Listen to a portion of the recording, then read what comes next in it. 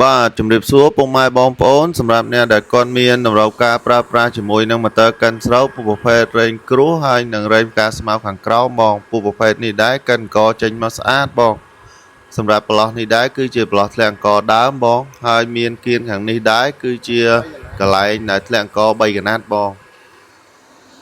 ហើយខាងក្រោមផុតនេះគឺជាកន្លែងដែលធ្លាក់ចុងអង្គបងសម្រាប់តៅខាងលើនេះគឺជាកន្លែងដែលចាក់ស្រូវកញ្ច្រែងខាងក្រោមនេះគឺជាកញ្ច្រែងរែងគ្រោះហើយនឹងកតិកទីធំជាងស្រូវតាមហ្នឹងបងកំប៉ុងមូលនេះគឺជាកំប៉ុងដែលផ្លុំកតុកចេញកតុកហើយនឹងចុងអង្គតាមហ្នឹងយកខាងក្រោមនេះគឺជាធ្លាក់កន្លែងធ្លាក់កតិកទីធំជាងស្រូវបងដែលកញ្ច្រែងរែងពីលើមកហ្នឹងធ្លាក់ចូលតាមប្លោះហ្នឹងប្លោះខាងចំហៀងនេះគឺជាកន្លែងដែលធ្លាក់ដីបងឲ្យតែកតិកទីទូចជាងស្រូវធ្លាក់មកតាមប្លោះហ្នឹងត្បាល់ខាងក្រោមនេះគឺជាត្បាល់វាយកតុបង